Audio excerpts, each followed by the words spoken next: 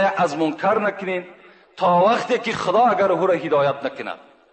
لیکن در مسئله دشنام دادن او من بر شما یک حدیثی میگم. رسول اکرم میگوید اذا رأیتم المتواضعین فتوضعوا لهم و اذا رأیتم المتکبرین فتکبروا علیهم. وقتی که شما میبینین یک انسانی که خیلی تواضع دارد، خیلی شکستگی دارد، خیلی شما را احترام میکند، شما هم گفت پیغمبر او را احترام کنید، شما هم او را اعزاز کنید، شما هم او را عزت ببخشین، شما با او گپ‌های خوب بگین. لیکن وقتی میبینین یک آدم تکبری که قرآن شما را دشنام میتد، یک آدم تکبری را میبینین که پیغمبر شما را دشنام میتد، داملای شما را دشنام میتد، مسجد شما را دشنام میتد، شما بی‌واسطه او را دشنام بتین. اون تکبری او ای چی تکبری است؟ با چی تکبری میکند؟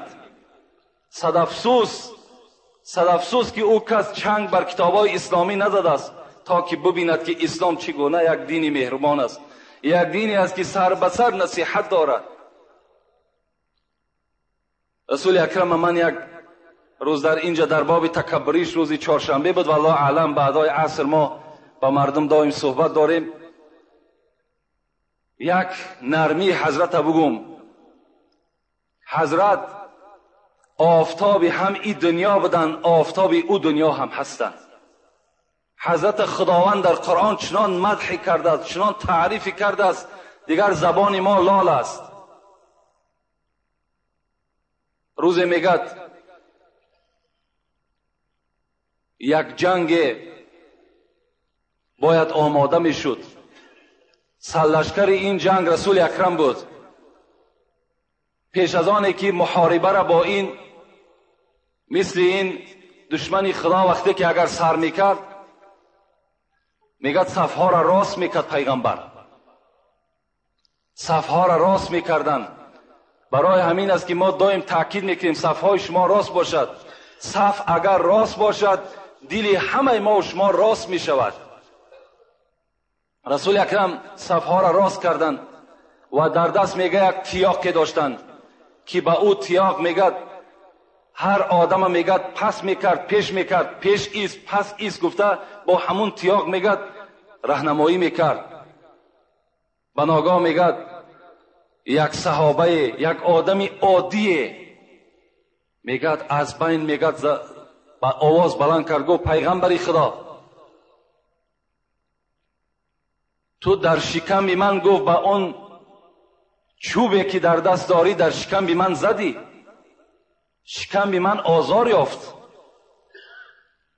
رسول اکرم گفت چیکار کنم؟ گفت من هم میخواهم که همون چوبی دست در داری، همون چوبی که در دست داری با همون چوبی تو در شکم تو بزنم. رسول اکرم بین آدمی که خداوند میگد ان الذين يبايعونك انما يبايعون الله، کسی که محمد پیرو می شود، کسی که در محمد بیعت میکند همچنان است که بیعتی در خدا کرده است. هم تضاد تیاق میگد همون چوب در دست همون صحابه داد که میگد از هر جانب آواز شد، ابوبکر از یک جانب، عمر از یک جانب، ای دوستی خدا این کار نکن، این پیغمبر است. لیکن رسول اکرم باشد چی میگفت؟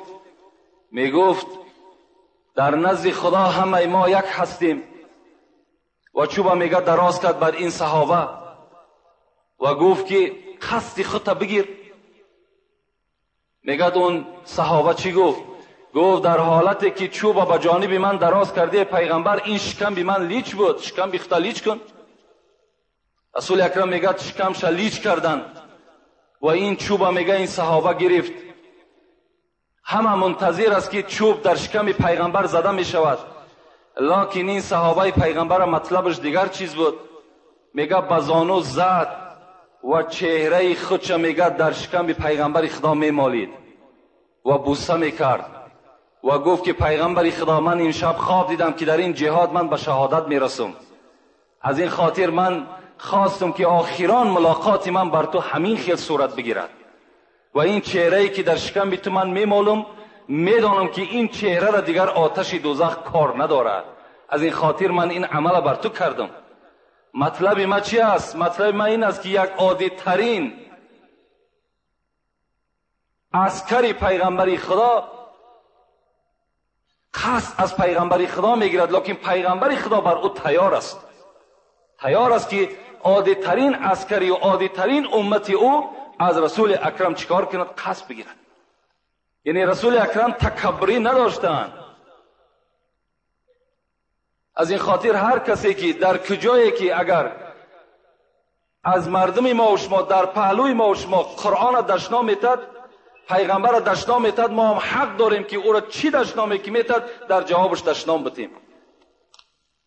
احترام نسبت آدم خوب میکنیم. ما خداوند در قرآن چی میگه؟ واغلظ علیهم. محمد دیگر بر این کافرها تو دیگر گپی نرم نگو، بدرشتی با همراه اونها صحبت کن.